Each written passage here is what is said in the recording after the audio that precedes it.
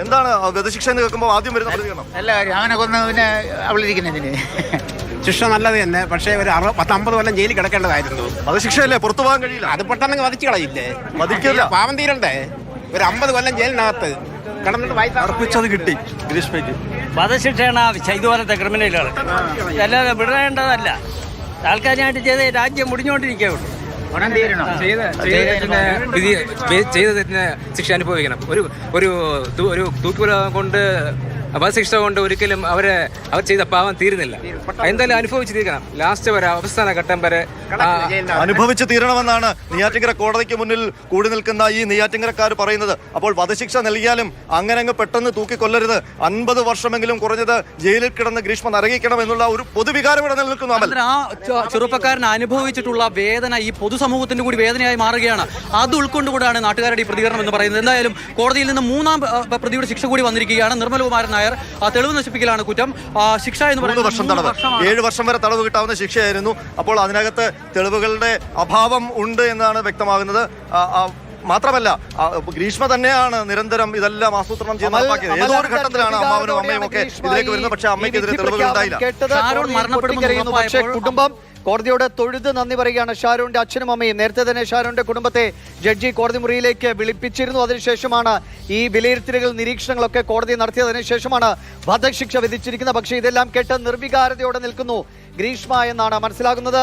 അനന്തൻ, അമൽ, ആളുകൾ വളരെ അല്ലെങ്കിൽ 50 കൊല്ലമെങ്കിലും ജയിലിൽ കിടക്കണം തുടങ്ങിയ വൈകാരികമായ പ്രതികരണങ്ങളുണ്ട്. 10 വർഷം തടവ്, കഠിന തടവ്, ഒപ്പം തന്നെ 1 ലക്ഷം രൂപ പിഴ, കൊലപാതകത്തിന് 5 വർഷം കഠിന തടവ്. അത് അന്വേഷണത്തെ വഴിതിരിച്ചുവിടാൻ ശ്രമിച്ചാണ്. അങ്ങനെ വിവിധ കുറ്റങ്ങളിൽ വിവിധ ശിക്ഷാവിധികൾ പ്രഖ്യാപിച്ചുകൊണ്ടാണ് കോടതി വധശിക്ഷ വിധിച്ചിരിക്കുന്നത്. അനന്തൻ, അമൽ, നിങ്ങൾ ഈ കേസിലുടനീളം ഇതിന്റെ അന്വേഷണ ഘട്ടങ്ങളൊക്കെ ഇതിനെ പിന്തുടർന്നതാണ്. അവസാനം ആളുകൾ അല്ലെങ്കിൽ ഷാരോന്റെ കുടുംബം പ്രതീക്ഷിച്ചൊരു വിധിയിലേക്ക് കോടതി എത്തിയിരിക്കുന്നു അല്ലെ?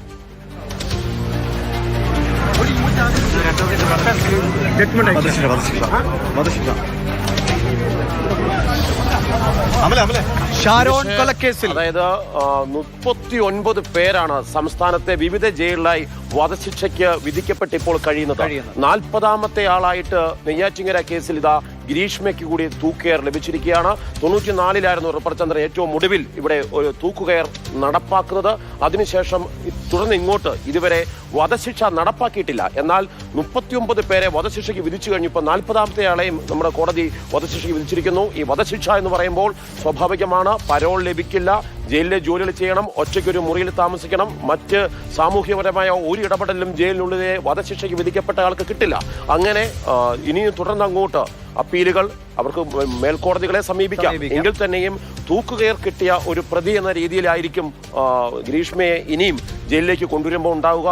ആ രീതിയിലേക്ക് ഏറ്റവും കടുത്ത ശിക്ഷ തന്നെ നൽകിയിരിക്കുകയാണ്. 3 വർഷം നീണ്ടുനിന്ന വിചാരണയ്ക്കൊടുവിലാണ് വാദപ്രതിവാദങ്ങൾക്കെല്ലാം ഒടുവിൽ വധശിക്ഷ നൽകിക്കൊണ്ട് നെയ്യാറ്റിൻകര കോടതി ഒരു സൂചന സമൂഹത്തിന് നൽകുകയാണ്. അതാണ് ജഡ്ജ്മെന്റിൽ വളരെ കൃത്യമായി പറയുന്നുണ്ട്. ഇത് പ്ലാൻ ചെയ്തിട്ടാണ്, ഗൂഢാലോചന നടത്തിയിട്ടാണ്, നിരവധി തവണ ശ്രമിക്കുന്നുണ്ട്. അല്ലാതെ ഒരു നേരത്തെ ഒരു സമയത്തെ വികാര വിക്ഷോഭത്തിൽ സംഭവിച്ചിട്ടുള്ള കാര്യമല്ല. മറിച്ച് വളരെ കൃത്യമായിട്ട് ഈ കൊലപാതകം ആസൂത്രണം ചെയ്ത് നടപ്പാക്കുകയാണ് ചെയ്തത്. അതുകൊണ്ട് തന്നെ ഗ്രീഷ്മയ്ക്ക് തൂക്കുകയറി കുറഞ്ഞതൊന്നുമേ നൽകാൻ കഴിയില്ല എന്നുള്ളൊരു നിലപാടിലേക്ക് ഒരു കോടതി എത്തുന്നു. വളരെ അപൂർവങ്ങളിൽ അപൂർവമായിട്ടുള്ള കേസായി തന്നെ പരിഗണിച്ചതുകൊണ്ടാകണം ഇത് വധശിക്ഷയിലേക്ക് എത്തിയത്. ദിവിഷ്, എന്തായാലും കേരളത്തിൽ ഒരുപക്ഷെ വധശിക്ഷ വിധിക്കപ്പെട്ട ഏറ്റവും പ്രായം കുറഞ്ഞ ആളെന്ന നിലയ്ക്ക് കൂടി ഗ്രീഷ്മയുടെ പേര്, അത് കൂടുതൽ അതിന്റെ മറ്റ് കേസുകളുടെ വിവരങ്ങൾ കൂടി നോക്കിയാൽ നമുക്ക് മനസ്സിലാക്കാം. 24 വയസ്സ് മാത്രമാണ് ഗ്രീഷ്മയ്ക്ക് പ്രായം. ഉയർന്ന വിദ്യാഭ്യാസ യോഗ്യതയുണ്ട്. അതുകൊണ്ടൊക്കെ തന്നെ ശിക്ഷാവിധിയിൽ ഇളവുണ്ടാകണമെന്ന വാദമാണ് പ്രതിഭാഗത്തിന്റെ ഭാഗത്തു നിന്നുണ്ടായതെങ്കിൽ പ്രോസിക്യൂഷന്റെ വാദങ്ങളെ പൂർണ്ണമായും മുഖ്യവിലക്കെടുത്തുകൊണ്ടാണ് കോടതിയുടെ നിരീക്ഷണങ്ങൾ അത്രയും നമ്മൾ കണ്ടത്. അതായത് പ്രണയം അല്ലെങ്കിൽ വിശ്വാസവഞ്ചന എന്ന് സമൂഹത്തിനാകെ ഒരു തെറ്റായ സന്ദേശം നൽകുന്ന പ്രവൃത്തിയാണ് ഗ്രീഷ്മയുടെ ഭാഗത്തു നിന്നുണ്ടായത്.